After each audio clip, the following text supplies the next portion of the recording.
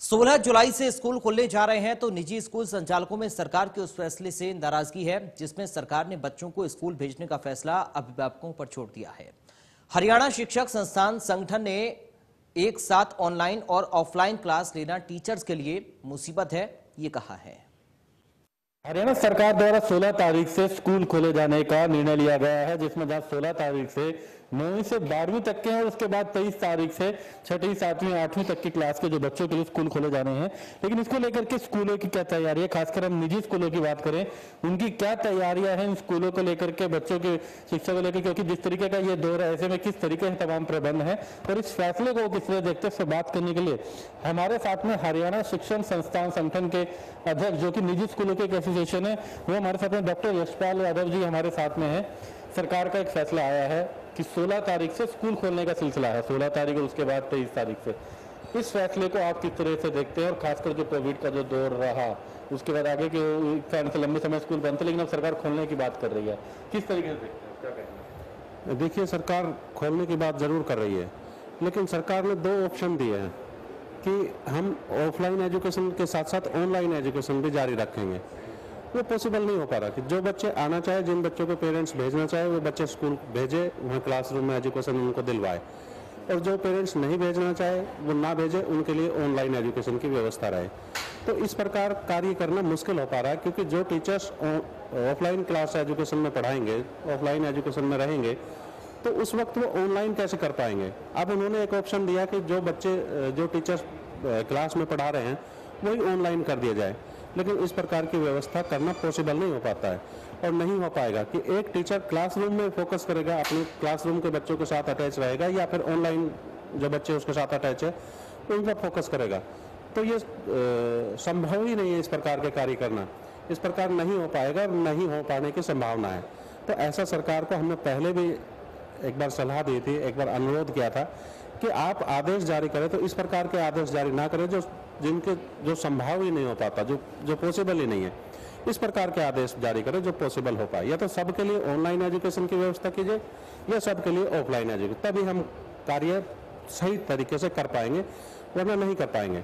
बात रही एसओपीज की कि हमारे लिए क्या क्या सुविधा है, तो सरकार ने जो एसओपी जारी की है, उन्होंने कहा कि सैनिटाइजर होना चाहिए, आपके बसों में भी सैनिटाइजर। थोड़ा इसी बारे में थोड़ा जानना चाहेंगे, आप तो तमाम निजी स्कूल हैं, आप लोगों की क्या राय है, स्कूल खुलने चाहिए या फिर ऑनलाइन ही रहने चाहिए? अभी एक उसमें अगर राय की बात करें, क्योंकि आप लोग कहना है कि दोनों नहीं होने चाहिए, एक होना चाहिए, तो उस पर क्या कहना है? देखिए, ऑनलाइन एजुकेशन, हम ये नहीं कहते कि ऑफलाइन एजुकेशन का विकल्प है ऑनलाइन, ऐसा नहीं। क्लासरूम जो एजुकेशन है उसका विकल्प कुछ भी नहीं है, क्लासरूम एजुकेशन होनी ही चाहिए बच्चों के।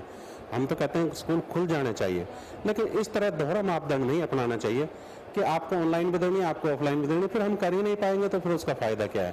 ऐसे नहीं, स्कूल खोल देने चाहिए और प्रॉपर तरीके से, सही तरीके से खोल ही देने चाहिए। फिर पहली वेव के बाद भी इसी तरीके का एक निर्णय आया था, कुछ दिनों के लिए कुछ स्कूल खोले गए थे, तो उस समय का किस तरीके का रहा था, क्या बच्चे ठीक तरीके से आ सके थे, सभी बच्चे आए? देखिए, उस वक्त भी सेम यही हालात थे और उस हालात से हमने उस हालात का अनुभव शिक्षा मंत्री के साथ शेयर किया था।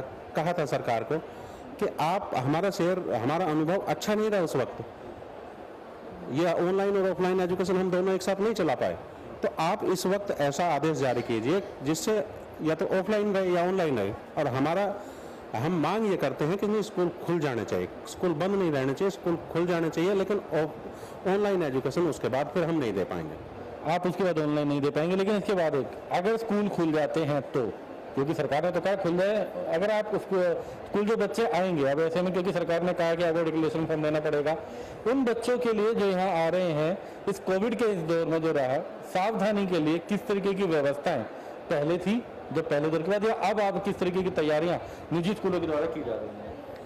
देखो, तैयारी की बात की जाए तो सैनिटाइजर की बात है। उन्होंने कहा कि सभी बच्चों के लिए सैनिटाइजर जरूरी है। बच्चों से भी हम जो है, बच्चों के पेरेंट्स से भी अनुरोध करते हैं कि वो जेब में सैनिटाइजर रख कर भेजें। यदि फिर भी वो नहीं भेजते तो स्कूल में उसकी व्यवस्था की जाती है। गेट पर सभी बच्चों को सैनिटाइजर कराया जाता है, उसके बाद अंदर आया जाता है। बसों में भी सैनिटाइजर कराया जाता है, उसके बाद बस के अंदर बिठाया जाता है।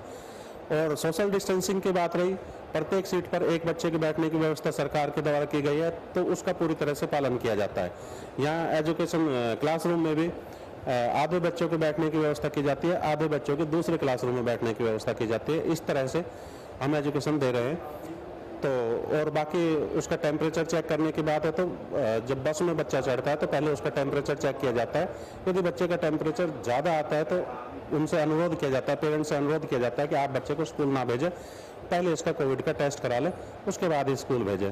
तो तमाम व्यवस्थाएं बाकी ठीक है, हम उसका पूरी तरह से पालन करेंगे और करते आ रहे, पीछे भी हमने पालन किया था, अब भी पालन करेंगे, वो मुश्किल नहीं है। लेकिन मुश्किल ऑफलाइन और ऑनलाइन दोनों के बीच जो पेच फंसा हुआ है वो हमारे लिए मुश्किल का दौर है। तो ये अगर बात करें डॉक्टर यशपाल यादव जो प्राइवेट स्कूल जो एसोसिएशन है, हरियाणा शिक्षण संस्थान जो संगठन है उसके अध्यक्ष भी हैं, उसके साथ साथ खुद भी एक इनका निजी स्कूल सिटी इंटरनेशनल के निदेशक हैं, और इनका कहना है कि सरकार ने जो फैसला दिया है इसमें डिक्लेरेशन फॉर्म की ऑप्शन रखी है। विकल्प रखा है कि जो बच्चे स्कूल आना चाहते हैं उनके पेरेंट्स डिक्लेरेशन फॉर्म देंगे कि वो अपने बच्चे को भेजना चाहते हैं, और अन्यथा जो नहीं आना चाहते उन्हें ऑनलाइन क्लास आएगी। तो इसको लेकर इनकी आपत्ति है कि ऑफलाइन और ऑनलाइन दोनों एक साथ नहीं हो सकते हैं। ये एक बड़ी चुनौती रहेगी टीचरों के लिए, जिसको लेकर इनको आपत्ति है। हालांकि इनका कहना है कि तमाम व्यवस्थाएं जरूर हैं और ये चाहते हैं कि बच्चे स्कूल आए, स्कूल में आकर के उनकी शिक्षा हो, और यदि स्कूल में आते हैं तो ऐसे में ऑनलाइन उनके साथ साथ जो है उसको लेकर के कहीं ना कहीं आपत्ति, इसको लेकर पहले भी सरकार के आगे अपनी बात रख चुके हैं। गुरुग्राम से कैमरामैन गीतम के साथ दीपक शर्मा, इंडिया न्यूज।